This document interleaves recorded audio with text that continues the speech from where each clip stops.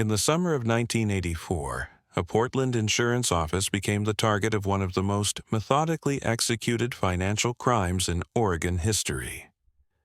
What appeared to be a routine burglary would eventually expose a sophisticated scheme that had been months in the planning.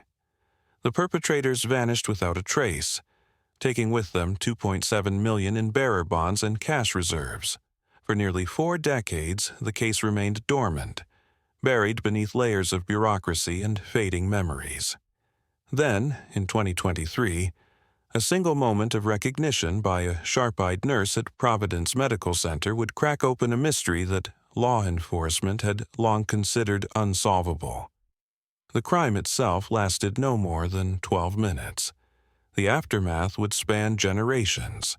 On the evening of August 14, 1984, Pacific Mutual Insurance's regional office on Southwest Morrison Street appeared unremarkable from the outside.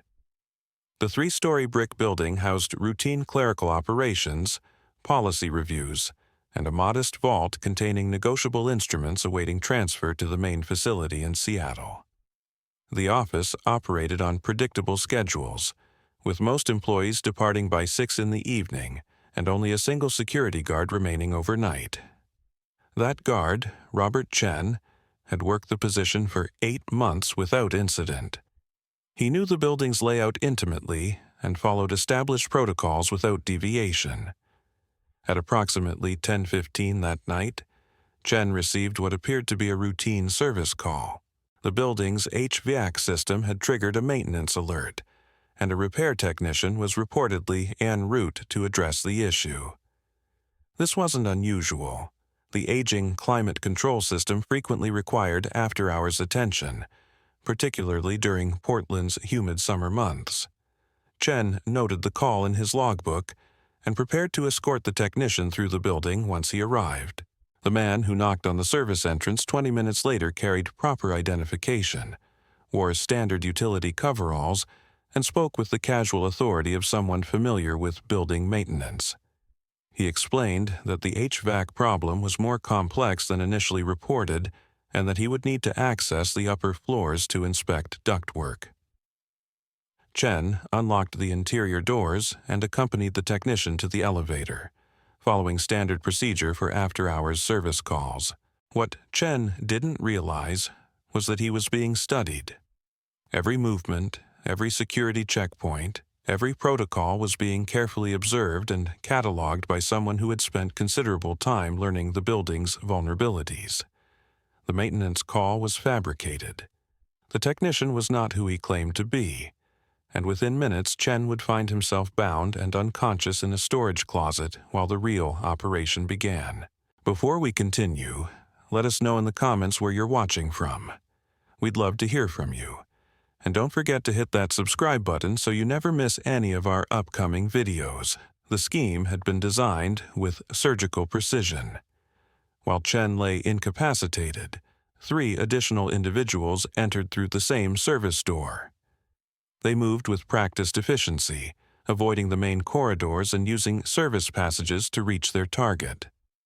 The vault on the 2nd floor contained exactly what they had come for: bearer bonds totaling $2.4 million and cash reserves of approximately $300,000. These weren't random targets. The bonds were scheduled for transport the following morning, making this the optimal window for theft. The vault itself wasn't impregnable, but it required specific knowledge to breach. The combination had been changed recently, yet somehow the intruders possessed the new sequence. They opened the heavy door without damaging the mechanism, suggesting either inside information or exceptional skill in safe manipulation. Security cameras throughout the building had been systematically disabled hours earlier, leaving investigators with no visual record of the crime. By 11:30 that evening, the office stood empty except for Chen, who remained unconscious in the utility room. The stolen bonds and cash had vanished along with the perpetrators, leaving behind no fingerprints, no witnesses, and virtually no physical evidence. It wasn't until the following morning that Chen was discovered by arriving employees. His account of the maintenance technician provided investigators with their only lead, but the description was generic, and the supposed repair company turned out to be fictitious. The Portland Police Bureau launched an immediate investigation, but the trail was already cold. The bearer bonds, by their very nature, were untraceable once removed from their secure environment. Unlike registered securities, these instruments could be cashed by anyone possessing them, making recovery nearly impossible. The FBI joined the investigation due to the interstate nature of insurance fraud, but federal agents faced the same obstacles as local police. Detective Maria Santos, who led the initial investigation, would later describe the case as professionally executed by individuals with extensive knowledge of both the insurance industry and security protocols. The timing was flawless. The entry method was sophisticated, and the target selection indicated careful planning. This wasn't the work of opportunistic criminals, but rather a calculated operation by people who understood exactly what they were stealing and how to disappear afterward. Over the following months, investigators interviewed dozens of Pacific Mutual employees, focusing particularly on those with vault access or knowledge of bond transfer schedules. Background checks revealed no obvious red flags, and polygraph examinations yielded inconclusive results. The insurance company offered a substantial reward for information leading to arrests, but no credible tips materialized. The case generated significant media attention initially, with local newspapers dubbing it the Morrison Street Heist. Television reports featured interviews with company executives and police officials, all expressing confidence that the perpetrators would eventually be caught. That confidence would prove misplaced. As weeks turned to months without progress, media interest waned, and the investigation was quietly scaled back. By 1986, the case had been transferred to the Cold Case Division. The stolen bonds had never surfaced in any known financial markets, suggesting they had either been destroyed or converted through channels unknown to law enforcement. Insurance payouts had been processed, Pacific Mutual had restructured its security procedures, and life had returned to normal on Southwest Morrison Street. Only Detective Santos continued to pursue leads occasionally, driven by the methodical nature of the crime, and her conviction that such a sophisticated operation couldn't have been executed without leaving some trace. The years passed quietly. Detective Santos retired in 1998, taking with her an institutional memory of the case that younger officers lacked. The physical evidence was archived, witness statements were digitized, and the Morrison Street heist became little more than a footnote in Portland's criminal history. Insurance industry publications occasionally referenced it as an example of bearer bond vulnerabilities, leading to gradual changes in how such instruments were stored and transported. Yet somewhere in the city, the perpetrators continued their lives, carrying the secret of that August night and the knowledge of where $2.7 million had gone. For 39 years, that secret remained buried, protected by silence and the passage of time. The bonds had been converted, the money had been laundered or spent, and any evidence of the crime had seemingly vanished into the anonymity of everyday life. But secrets have a way of surfacing when least expected. Sometimes it takes a chance encounter, a moment of recognition, or simply the sharp eyes of someone trained to notice details that others might overlook. In 2023, at Providence Medical Center, a veteran nurse named Patricia Williams was conducting routine intake procedures for a new patient when something caught her attention. A name on an insurance card, a face that seemed familiar from somewhere long ago, and a nagging feeling that she had seen this person before in a very different context. What Patricia Williams discovered that day would reopen one of Portland's most notorious unsolved crimes, and prove that even the most carefully planned disappearances can unravel with a single moment of recognition. The recognition wasn't immediate. Patricia Williams had been working at Providence Medical Center for over 15 years, processing thousands of patient admissions with the methodical precision that comes from years of experience. she had developed an eye for details that others might miss, a skill that proved invaluable in her work. But on that Tuesday morning in March 2023, something about the elderly man being wheeled into the emergency department triggered a memory she couldn't quite place. The patient, listed as Thomas Brennan according to his insurance documentation, was being treated for complications related to diabetes. His condition was serious but not life-threatening, requiring several days of observation and treatment.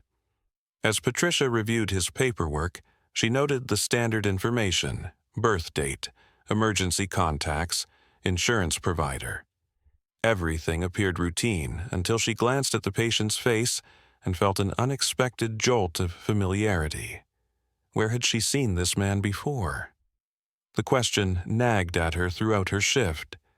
His features seemed to match something stored in the back of her mind, a face connected to a specific moment or place she couldn't immediately recall. Patricia had grown up in Portland, lived there her entire life, and encountered countless people through work, social connections, and community activities. But this felt different, more significant than a casual encounter at a grocery store or neighborhood event. It wasn't until she was driving home that evening that the memory began to crystallize. Patricia's father had been a security guard at various downtown Portland buildings during the 1980s. He would occasionally share stories about his work, including incidents that had occurred at the properties he protected. One story in particular had stuck with her over the years: a sophisticated burglary at an insurance office where the guard had been overpowered and left unconscious while thieves made off with millions in bonds and cash. Her father had known Robert Chen, the guard who had been on duty that night at Pacific Mutual Insurance.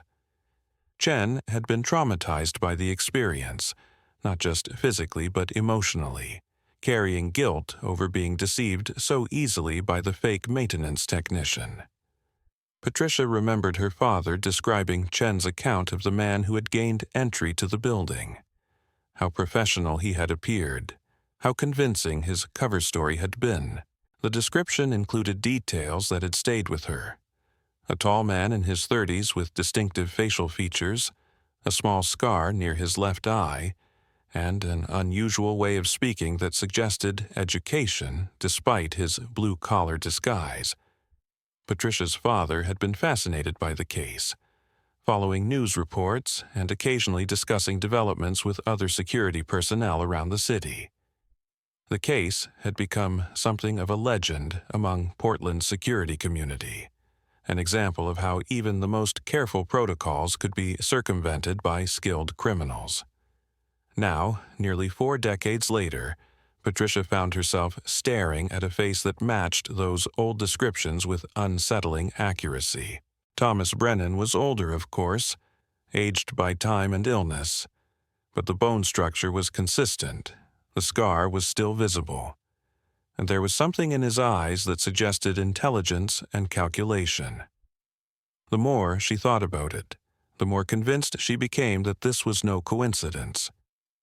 Patricia faced a dilemma.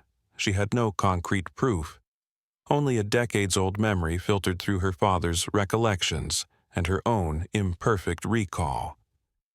Accusing a patient of being connected to an unsolved crime based on such flimsy evidence could destroy her career and potentially constitute harassment of someone who might be entirely innocent. Yet the feeling of recognition was so strong that she couldn't simply dismiss it. She decided to do some research. That evening, Patricia searched online for information about the 1984 Pacific Mutual Insurance robbery. Most of the original news articles had been digitized and were available through the local library's archives. She read through dozens of reports, studying the few available details about the suspects and the crime itself. The descriptions were consistent with her memories, and one detail in particular caught her attention. According to witness accounts, the fake maintenance technician had mentioned being from Beaverton, a Portland suburb, when asked about his background during casual conversation with the security guard. Thomas Brennan's insurance records listed a Beaverton address as his primary residence for the past 20 years. It was another piece of circumstantial evidence that meant nothing individually, but added weight to Patricia's growing suspicions. The following day, Patricia made a decision that would change everything. Instead of confronting the patient directly or making wild accusations to hospital administration, she chose a more measured approach. She contacted the Portland Police Bureau's cold case unit and requested to speak with a detective about information potentially related to an old, unsolved crime. Her call was transferred to Detective Ryan Torres, who specialized in reviewing dormant cases for new leads or technological opportunities. Detective Torres was initially skeptical. Cold case units receive numerous tips from well-meaning citizens who believe they've spotted fugitives or connected random events to famous crimes. Most of these leads prove worthless, consuming valuable investigative time without producing results. However, Patricia's background as a medical professional and the specificity of her observations convinced him to at least review the case file. The Morrison Street heist had been digitized years earlier as part of a broader effort to preserve older case materials. Torres pulled up the electronic files and was immediately struck by how little physical evidence had been collected at the time. The investigation had relied heavily on witness testimony, particularly Robert Chen's description of the maintenance technician who had gained access to the building. When Torres compared those descriptions to the patient information Patricia had provided, he found enough similarities to warrant further investigation.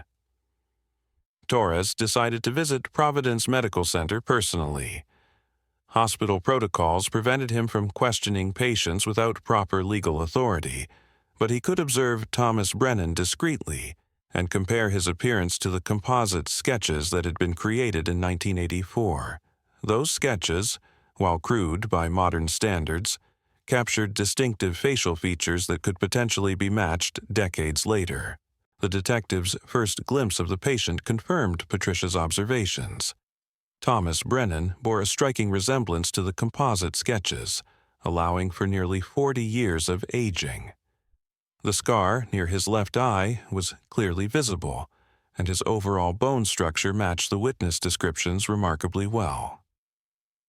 Torres knew that resemblance alone wasn't sufficient grounds for arrest or formal questioning, but it provided enough justification to begin a deeper background investigation. Working with federal partners due to the interstate nature of the original crime, Torres began tracing Thomas Brennan's history. What they discovered was a carefully constructed identity that appeared to have been established sometime in the mid-1980s. Prior to 1985, public records for Thomas Brennan were sparse and inconsistent. Social Security records showed gaps in employment history, and early address information seemed fabricated or deliberately obscured. The timing was significant. If Thomas Brennan had indeed been the maintenance technician who robbed Pacific Mutual Insurance in August 1984, he would have needed to disappear quickly and establish a new identity to avoid detection. The sparse record trail suggested exactly that kind of deliberate reinvention, the work of someone who understood how to manipulate bureaucratic systems and create a plausible new life. But the investigation faced the same challenges that had stymied detectives in 1984. Bearer bonds were untraceable by design, making it impossible to track the stolen securities through financial systems. Nearly 4 decades had passed, eliminating most physical evidence and making witness testimony unreliable. Even if Thomas Brennan was indeed one of the perpetrators, proving that connection in court would be extremely difficult without additional evidence or a confession. Detective Torres knew he needed more than resemblance and circumstantial timing to build a case. He would have to find concrete links between Thomas Brennan and the 1984 crime, connections that had somehow survived 4 decades of careful concealment. The investigation was about to enter a new phase, one that would test both modern forensic capabilities and old-fashioned detective work against a criminal who had successfully hidden in plain sight for most of his adult life. The breakthrough came through an unexpected source. While Detective Torres worked to unravel Thomas Brennan's carefully constructed identity, Patricia Williams continued her own quiet investigation. Her father had passed away years earlier, but she remembered him keeping a collection of newspaper clippings and photographs related to his security work. These materials had been stored in her mother's basement for decades, forgotten relics of a career that had ended long ago. Patricia spent her weekend searching through dusty boxes filled with her father's memorabilia. Most contained routine documentation, shift schedules, and company newsletters from various security firms. But in a manila folder marked Incidents, she discovered something remarkable. Her father had kept detailed personal notes about the Pacific Mutual robbery, including information that had never been released to the public. These weren't official documents, but rather his own observations and theories about the crime, compiled from conversations with Robert Chen and other security personnel who had discussed the case extensively in the months following the theft. One note proved particularly significant. According to her father's records, Robert Chen had mentioned that the fake maintenance technician wore a distinctive watch, an expensive-looking timepiece that seemed inconsistent with his blue-collar disguise. Chen had noticed it specifically because the man had checked the time repeatedly during their conversation, as if operating on a precise schedule. The watch had a unique face design with what appeared to be Roman numerals and an unusual band that caught the light in a particular way. Patricia remembered this detail because her father had been fascinated by it. He believed the watch was a critical oversight, a piece of evidence that could potentially identify the perpetrator if it was distinctive enough.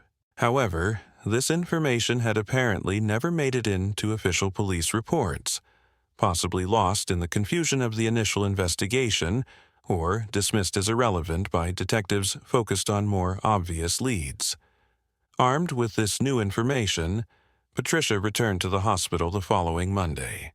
Thomas Brennan was still under observation, his condition stable but requiring continued monitoring.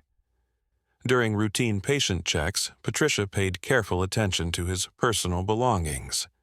Patients' valuables were typically secured in bedside safes, but smaller items like watches were often left accessible for convenience.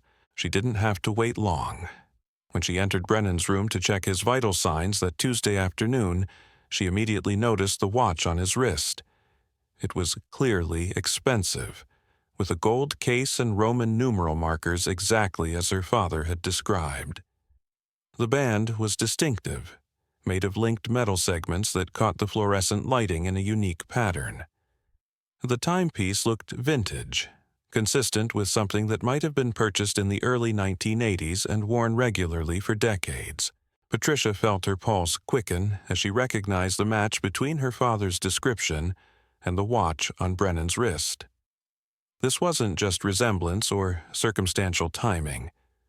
This was physical evidence that had somehow survived nearly 4 decades, worn openly by someone who apparently believed the detail had been forgotten or was too minor to matter. The watch represented a direct link between Thomas Brennan and Robert Chen's account of the maintenance technician who had gained access to Pacific Mutual Insurance on that August night in 1984. She photographed the watch discreetly using her phone, capturing clear images of the face, band, and any visible markings. The pictures weren't perfect, but they clearly showed the distinctive features that her father had documented years earlier. Patricia immediately contacted Detective Torres and arranged to meet him after her shift ended. The evidence she had uncovered would provide the concrete connection investigators needed to move forward with the case. Torres reviewed the photographs with growing excitement.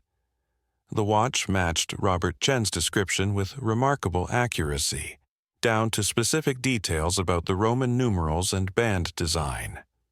More importantly, it represented physical evidence that could potentially be traced through manufacturing records, sales documentation, or repair histories. Luxury watches from the 1980s were often registered for warranty purposes, creating paper trails that might still exist in company archives or insurance records. The detective immediately began working with federal partners to research the watch's origins. The manufacturer could be identified from the design elements visible in Patricia's photographs, and the model appeared to be from a limited production run that would have been sold through specific dealers. If they could trace the watch to its original purchaser, they might finally have definitive proof connecting Thomas Brennan to the Pacific Mutual robbery. While that investigation proceeded, Torres faced another challenge. Hospital administrators were growing uncomfortable with the ongoing police interest in one of their patients. Thomas Brennan had committed no crime at the facility, and his medical condition required continued treatment regardless of any suspected criminal history. The detective needed to balance legitimate investigative needs with hospital policies and patient rights, particularly since Brennan hadn't been formally charged with any offense. Torres decided to approach the situation methodically. Rather than attempting to question Brennan directly, he would continue building the case through documentation and physical evidence.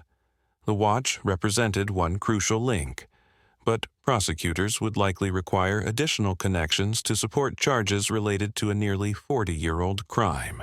The detective began searching for other elements of Brennan's current life that might connect to the 1984 robbery. Property records revealed that Thomas Brennan had purchased his Beaverton home in 1987, paying cash for the modest single-family residence. The transaction occurred through a private sale rather than traditional financing, avoiding the credit checks and employment verification that might have exposed inconsistencies in his background. The timing was significant, occurring 3 years after the robbery and suggesting that stolen proceeds might have been gradually converted into legitimate assets. Bank records proved more challenging to obtain without formal charges, but public documents showed that Brennan had maintained accounts at several different institutions over the years, frequently moving funds between banks in patterns that seemed designed to avoid scrutiny. He had never held traditional employment that could be verified through tax records, instead claiming income from various consulting and freelance activities that were difficult to document or investigate. The lifestyle patterns were consistent with someone living off hidden assets while maintaining a deliberately low profile. Brennan drove older vehicles, lived modestly, and avoided activities that might attract attention from authorities or financial institutions. Yet he had somehow maintained this lifestyle for decades without any obvious source of legitimate income, suggesting access to substantial hidden resources. Torres also discovered that Thomas Brennan had no significant medical history prior to 1985, despite being middle-aged when he first appeared in healthcare databases. This was unusual, as most people accumulate medical records throughout their lives through routine care, childhood illnesses, or minor injuries. The absence of early medical documentation suggested that Brennan's identity might have been created specifically to provide a clean background for someone who needed to disappear from their previous life. As the investigation deepened, Torres began to appreciate the sophistication of the identity transformation that had occurred in the mid-1980s.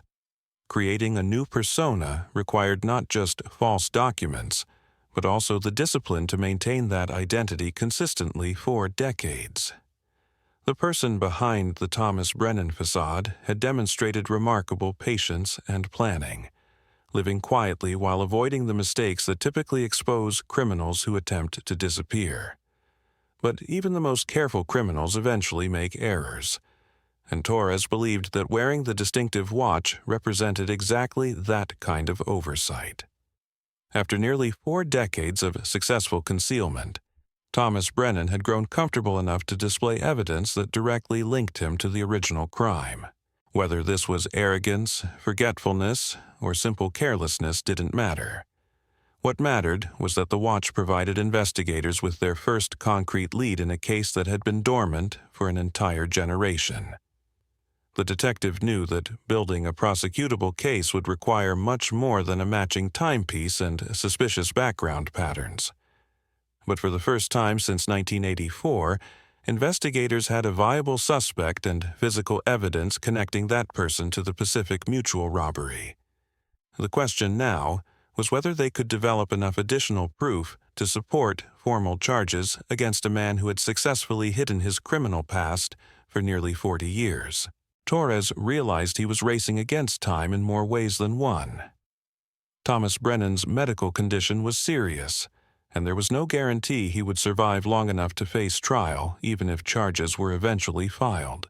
The detective needed to move quickly, while ensuring that any evidence collected would hold up in court. After decades of patience, both the criminal and the investigators were approaching a moment of reckoning that would determine whether justice could finally be served for one of Portland's most notorious unsolved crimes. The investigation accelerated when federal agents traced the watch's serial number through manufacturer archives. The timepiece had been sold in October 1983 at a downtown Portland jewelry store to a customer who paid in cash and provided minimal identification.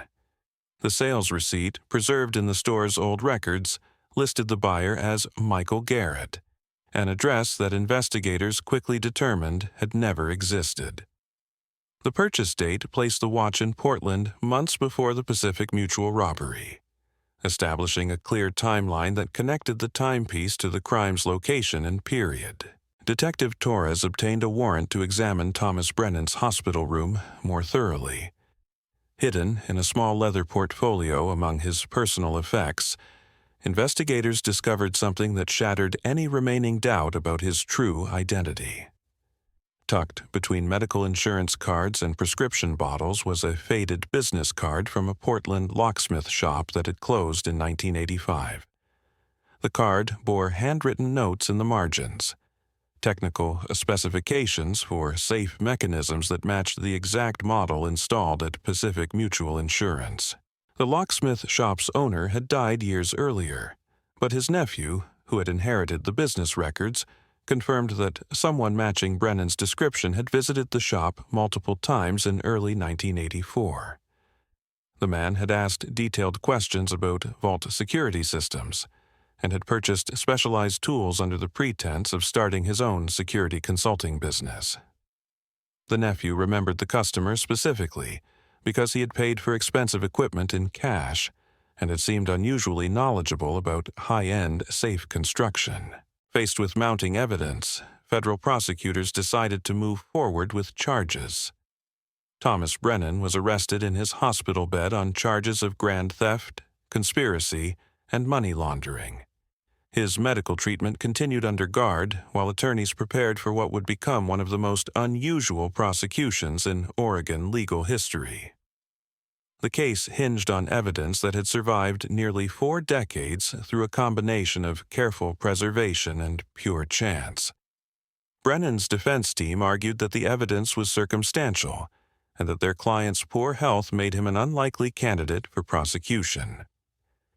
They claimed the watch could have been acquired innocently, and that the locksmith's business card proved nothing definitive about criminal intent.